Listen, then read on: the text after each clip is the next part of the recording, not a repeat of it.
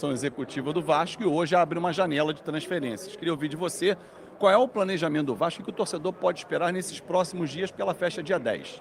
Tá. Boa tarde a todos. Primeiro, essa janela é uma janela excepcional, uma janela para a Copa do Mundo de Clubes. A gente vai ter uma parada da Copa do Mundo de Clubes a partir do dia 12, então a gente só tem mais um jogo a partir do dia 12, depois reabre a janela para fins de registro no dia 10 de julho, ali na frente. Então, o que nós estamos planejando? Nós estamos finalizando o processo de contratação do novo executivo, isso é um aspecto muito importante.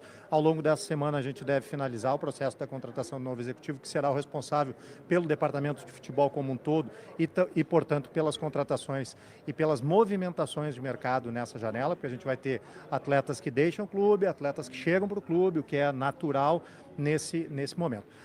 Nessa janela agora, nós vamos jogar no dia 12, depois os atletas vão ter cerca de 10 dias de folga, até por conta da legislação, a gente precisa ter esse processo, então nós não estamos neste momento, nessa janela do dia 2 ao dia 10, com pressa para fazermos contratação, até porque nós vamos ter até o dia 21 de folga dos atletas. Então, nosso objetivo é, a partir do dia 21, já termos movimentações no mercado, para que aí sim os atletas possam chegar junto com o atual elenco, possam se preparar durante todo o período da preparação e sejam registrados a partir do dia 10 para poder jogar no dia 12 ou dia 13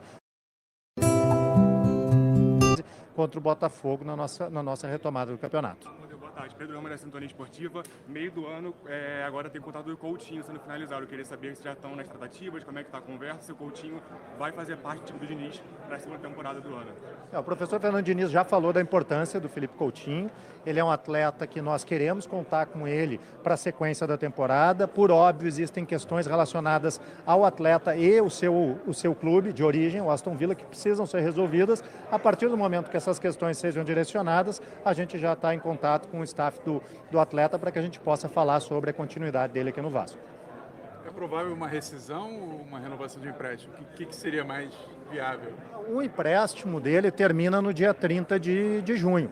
Nosso objetivo é a permanência do atleta. Acredito que entre o Vasco e o atleta nós não teremos problema. Agora nós precisamos verificar a situação do atleta com o Aston Villa, para que a gente tenha condições de dar continuidade ao contrato dele.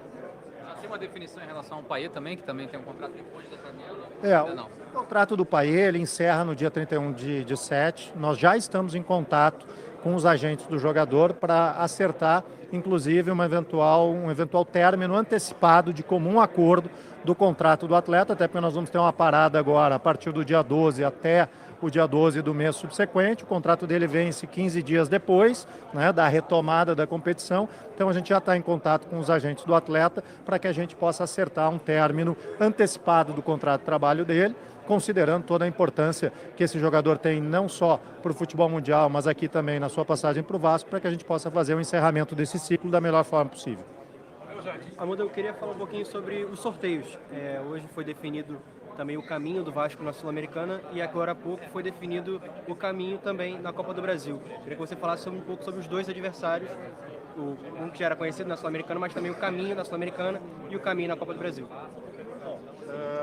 Na Copa Sul-Americana, propriamente dito, a gente tem um adversário extremamente duro. O Independente Del Valle é um clube muito bem estruturado no Equador, é um clube que vem, nos últimos anos, tendo uma performance esportiva que para muitos é surpresa, para quem acompanha o futebol como um todo não é uma surpresa. Ele já teve possibilidade de eliminar outros grandes clubes do futebol brasileiro em outras competições, então é um adversário bastante duro, sem falar da questão da altitude, que é sempre complicado jogar lá em Quito, no Equador. Com relação à Copa do Brasil, o CSA é um adversário que chegou nessas oitavas de final derrotando um gigante do futebol brasileiro, que é o Grêmio, então a gente trata esse confronto com muito respeito. Como é que você avalia, então, já que essa situação do país vocês vão encaminhar para rescindir, essa passagem dele pelo Brasil, pelo Vasco, nesse período mais recente, quando você virou CEO da SAF, do clube, né? Como é que você avalia essa relação com o Payet, no balanço que a diretoria do Vasco faz? A relação com o atleta é, primeiro, de total profissionalismo do atleta em todos os momentos que ele esteve conosco no Vasco. É um atleta renomado mundialmente. É um atleta que neste ano teve uma minutagem menor do que poderia ter tido, tem todo um reconhecimento, vai ter sempre o nosso respeito e o nosso objetivo de buscar um término antecipado do contrato dele de comum acordo com os seus agentes, é por todo o respeito que esse atleta tem, não apenas dentro do Vasco, como no futebol mundial. As questões no departamento de futebol a gente vai avaliando e reavaliando semanalmente, cotidianamente, a gente vai reavaliando essas questões e nós chegamos à conclusão de que o melhor neste momento para o Vasco é que nós pudéssemos deixar o contrato dele terminar e buscássemos outras soluções para essa posição. Amadeu, a gente tem ainda a situação do Léo Jardim, que tem uma renovação automática no contrato, mas ainda sabe que está negociando. Como é que está essa situação? Chegou alguma proposta por ele? Como é que está essa negociação com ele? Bom, a gente tem um diálogo permanente, não apenas com o staff do atleta, como com o próprio jogador. Na semana passada nós apresentamos uma nova proposta para o atleta, uma proposta que nós consideramos muito justa pelo desempenho que esse atleta tem, que o torna um dos atletas mais bem remunerados do elenco do Vasco. Esperamos que a partir dessa proposta que nós apresentamos na semana passada, a gente possa concluir essas negociações muito em breve com uma solução saudável para todos, tanto para o atleta quanto para o clube. Então, obrigado, Amadeu. E aí você viu nesse momento as palavras do CEO do Vasco, que acumula funções, essa que é a pura verdade. Ele é CEO do Vasco, enquanto o Vasco não fecha com um novo diretor executivo, ele também acumula essa função.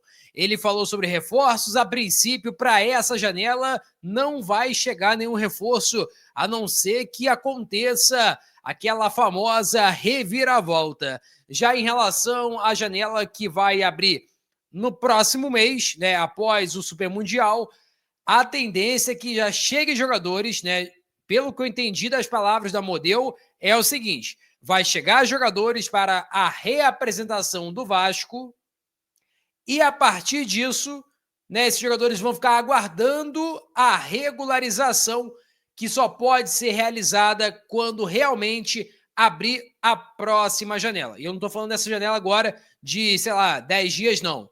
Estou falando da janela de julho. Então, vai ter saídas, vai ter chegadas. Foi bem claro as palavras do Amadeu. E uma das coisas que pegou de impacto todo mundo foi a rescisão que o Vasco está negociando com o Payet.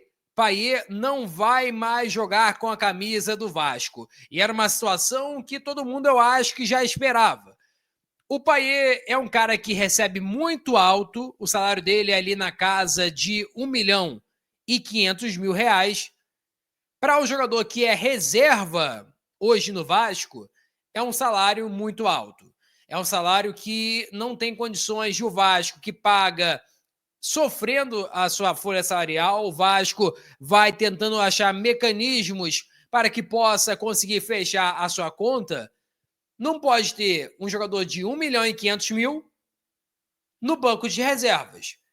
Então, com esse salário do Payet, o Vasco dá para buscar jogadores ali, por exemplo, 2 jogadores de R$700.000, um de 1 milhão e um de 500 mil, por exemplo, ou um jogador de 1.500.000, mas que vá resolver o problema do Vasco, ou você vai lá e conversa com um jogador que esteja encerrando o seu vínculo. Vou dar exemplo para vocês, como Rafael Tolói, o Balbuena, e aí você negocia ali o salário dos caras, e você não teria que, teoricamente, pagar nada, porque os caras estão livres no mercado.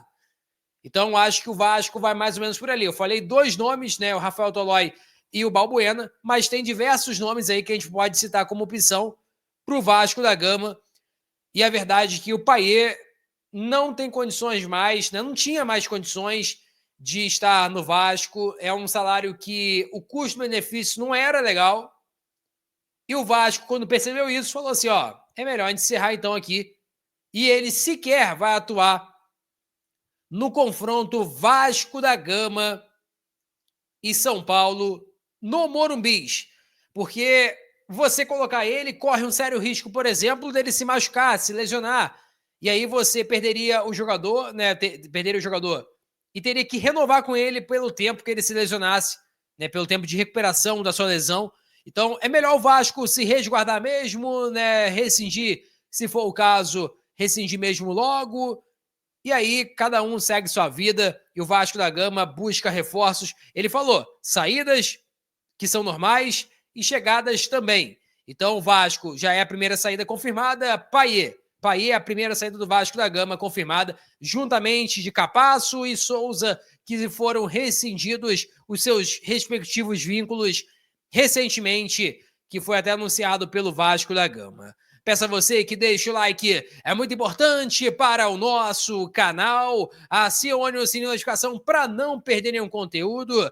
Nossa meta é alcançar o mais rápido possível 60 mil e eu conto muito com a sua ajuda e também com a sua moral. Vou ficando por aqui, valeu, tamo junto e é nóis! Fui!